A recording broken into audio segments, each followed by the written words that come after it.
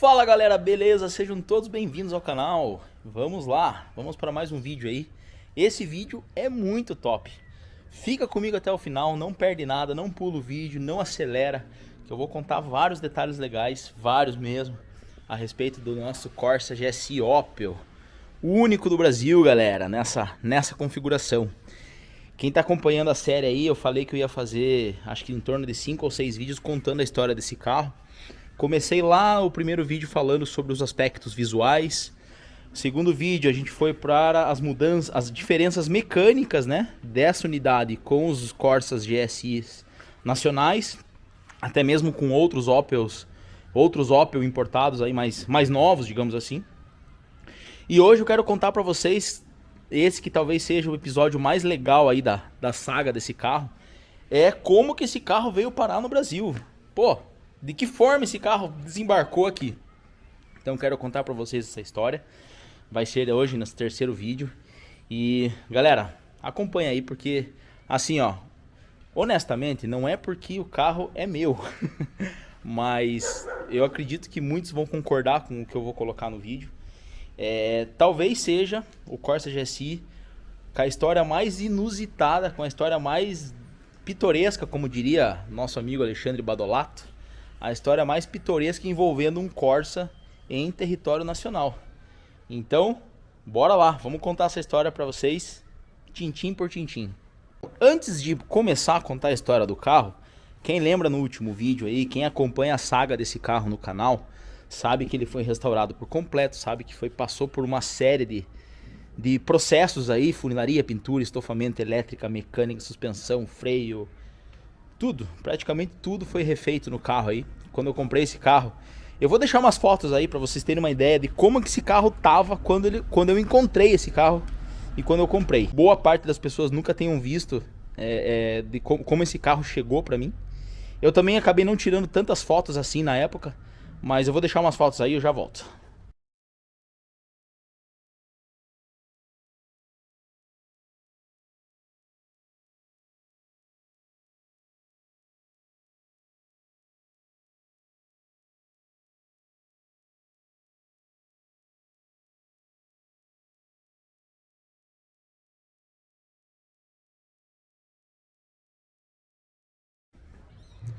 Pois é, diferença é grande, hein? Diria que assustador. Bom, então é o seguinte, galera. Visualmente falando, só fazendo um gancho com o último vídeo aí que eu mostrei o carro em aspectos, né, gerais aí. Quem lembra, acompanha o canal, sabe que eu tive um pequeno problema com o capô. Voou uma peça do carro que estava na minha frente, acertou bem o capô. Então essa parte já está resolvida, já foi refeito aqui, ó. O capô foi inteiro repintado, então resolvido. A churrasqueira também tinha quebrado, já troquei. As tampinhas do limpador também tava faltando, eu coloquei. E o carro passou por aquele polimentão geral, né? Agora sim o carro tá brilhando. Beleza? Então, visualmente falando, o carro tá, vamos dizer que pronto, né? Foi feito todo esse polimento aí. Mas chega de conversa, eu quero contar pra vocês como que esse carro chegou no Brasil. Quando eu comprei esse carro, galera, foi uma história bem interessante, porque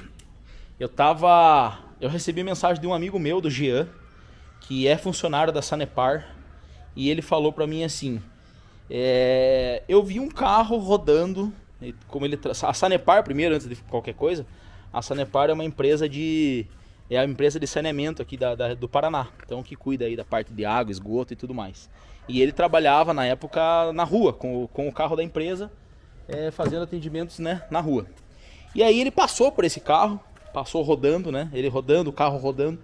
E o que chamou a atenção dele na época? Ele falou, nossa, e ele também curte GM e tal, ele falou, que estranho, um Corsa Wind, né, foi o que ele falou, um Corsa Wind com teto solar. Ele anotou a placa e me passou essa placa.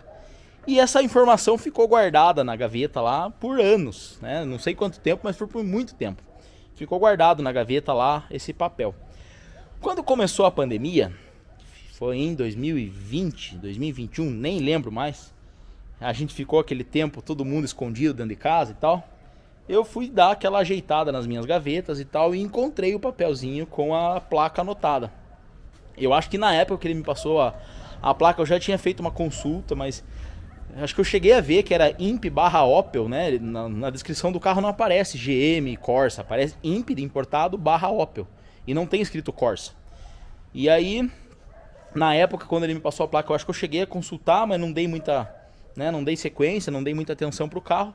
E aí na pandemia, no começo da pandemia, a gente em casa, todo mundo escondido, falei, vou dar uma geral nas minhas gavetas. E achei a placa anotada. E aí fui realmente atrás do carro, pesquisar e tal. Beleza, depois de algumas pesquisas, descobre Renavan, descobre isso, descobre aquilo. Eu falei, caramba, que coisa estranha, né? Que carro é esse? E aí, pesquisa daqui, pesquisa dali, pá, descobri que era um Corsa GSI, um Opel. E aí começou a saga de ir atrás do carro. Vamos ver com quem está esse carro, vamos descobrir onde está, com quem está, como que está, documentação. Depois de algumas investigações na época, Facebook, nossa, acho que foi no Face que eu fiz a pesquisa mais detalhada, assim, tentando descobrir, né, com o despachante eu consegui descobrir o nome da proprietária. Na verdade, estava no nome de uma mulher, né, e ela na época vendeu para um rapaz aqui da cidade, aqui de Curitiba, e ele não transferiu o carro, continuou no nome dela. E eu consegui encontrar a dona que estava no documento do carro. E para minha surpresa, ela morava a 3 km aqui da garagem. Coisa assim, do lado. Consegui encontrar ela no Facebook, mandei mensagem. Ela não me respondeu no primeiro momento. Deve ter se assustado. Falou, ué, que esse louco aí tá atrás de mim por causa de um carro que nem é meu mais, né? Ela tinha vendido, mas não estava transferido. E aí, consegui encontrar ela. Fui, depois de alguns dias, aí ela me passou no telefone dela. Entrei em contato e falei... Não vou falar o nome dela aqui, mas... não tem problema também. Falei, Dona Magali. Era a ex-dona do carro. Eu tô pesquisando aqui o documento do Corsa, assim, assado, que foi da senhora. Confirma? Ela falou, sim, esse carro foi meu. Vendi para um menino faz um tempo, assim, assado.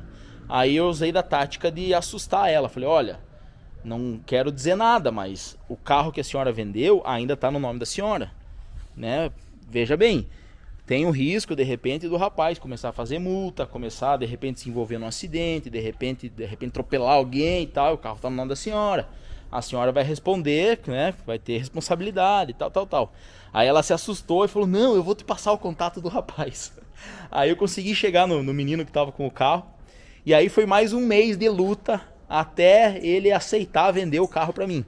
Honestamente, galera, na época, o carro... não tinha absolutamente nada de GSI. Era somente o documento e o chassi. Não tinha mais nada de GSI. O carro era um Corsa Wind destruído. Visualmente falando, né? Não tinha mais nada. Não se aproveitava nada do carro. Então, depois de um mês de briga e luta, foi quem tava com o carro era o Patrick. Então, se ele estiver vendo o vídeo aí, ele vai lembrar que foi assim que aconteceu. Depois de um mês aí, eu fui aumentando minha proposta. Aumentava, até que ele aceitou vender o carro pra mim. Comprei o carro, trouxe o carro, aí fiz uma jogadinha aí, né, em três, né, um triângulo aí, eu, ele e a Magali, porque ela tinha que assinar. Por sorte não tinha comunicação de venda, então a gente conseguiu cancelar o recibo, ele não tinha transferido ainda, cancelar o recibo, fazer uma segunda via direto dela pra mim. Então foi meio que tranquilo assim essa parte aí, só teve que envolver os três envolvidos aí. Trouxe o carro pra garagem.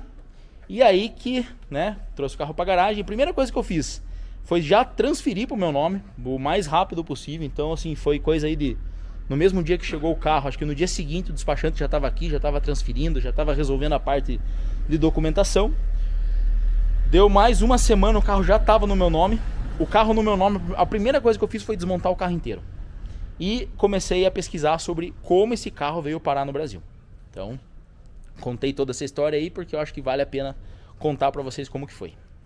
E aí, galera, eu fiquei algum tempo tentando descobrir o histórico do carro. E pesquisa no Detran, e conversa puxa aqueles cheque tudo do carro, tenta descobrir ex-dono, pergunta pra um, pergunta pra outro, e fala com o despachante, e fala com um amigo que é do ramo de carro. Galera, eu tentei de tudo pra descobrir a história do carro. E nada, nenhuma informação. Não conseguia descobrir absolutamente nada. Não sabia como que o carro tinha vindo parar aqui no Brasil. Não sabia quantos donos o carro já teve. Não sabia nada. Nada. A única informação que eu tinha era que em 2010 foi o ano que o carro veio para o Paraná. Como ele é placa BST, né? BS de sapo, T de tatu, é uma placa. Esse carro foi emplacado em São Paulo. O primeiro emplacamento dele foi em São Paulo, pela placa. Mas ele entrou no estado do Paraná em 2010. Então, de 2010 até hoje, eu conseguia no Detran do Paraná o histórico de proprietários. E só de 2010 para cá foram 10, contando comigo. Então o carro passou na mão de muita gente. Até explica o fato dele estar destruído, né? Destruído quando eu comprei ele. Muita gente pegou o carro, foi destruindo, enfim. E aí, beleza, né? Segui com o projeto de restauração, desmontei o carro foi para funilaria, foi para pintura, foi para lá, foi para cá, estofamento, elétrica, mecânica. Foi assim, ao longo de 2 anos aí o tempo, né, que o carro passou por esse processo de restauração. Agora, recentemente, coisa aí de 2, 3 meses, foi no final do ano passado, próximo do Natal ali, eu recebi uma mensagem por Instagram de uma pessoa, do Maurício, dizendo assim: esse carro foi meu, eu conheço a história do carro. Eu falei: opa, que beleza, maravilha, era isso que eu precisava. Olha a importância e a visibilidade que a internet tem, né? Então o ex-dono me encontrou na internet, entrou em contato e a gente conversou por telefone e tudo mais, e ele me contou a história do carro. Então, e agora eu vou passar para vocês, vou tornar público essa informação, que eu acho que não tem por que esconder. Eu acho que é até legal contar para vocês como que esse carro veio parar no Brasil. Primeiro dono desse Corsa, por incrível que pareça, foi a Autolatina, galera. Pois é. Como assim, Maia? Como assim Autolatina? Exatamente, galera. O primeiro dono desse Corsa GSI Opel foi a Autolatina. Exatamente isso que vocês ouviram. O primeiro dono foi a Autolatina. Como assim? Explica direito essa história. Vou explicar. Na época, esse carro aqui, ano 93, isso aconteceu em dezembro de 93. Esse carro veio da Alemanha, veio de Frankfurt, na Alemanha. Apesar da fabricação dele ser na Espanha, né? O chassi dele, VSX, é fabricação na planta de Zaragoza, na Espanha. Mas lá na Europa ele embarcou em um avião. Exatamente, não veio de navio, não veio de trem, não veio de correio, não veio de avião, galera. Exatamente. Embarcou no avião em Frankfurt, na Alemanha, e desembarcou aqui no Brasil. Exatamente isso. Com que objetivo, Maia? Por que fizeram isso? Aí que vem a história mais legal. Esse carro, galera, quando chegou no Brasil, o plano da Autolatina na época era roubar, vamos dizer assim, tecnologia do sistema DBS. Então, assim, eu tenho todas essas, né? Eu tô repassando a informação que me foi passada por esse ex-dono do carro, que na verdade foi o terceiro dono do carro. O primeiro dono, Autolatina. Segundo dono do carro foi um funcionário interno da Volkswagen, né, ou da Autolatina no caso. E o Maurício, que entrou em contato comigo, o terceiro dono do carro. Então, ele que me passou todas essas informações.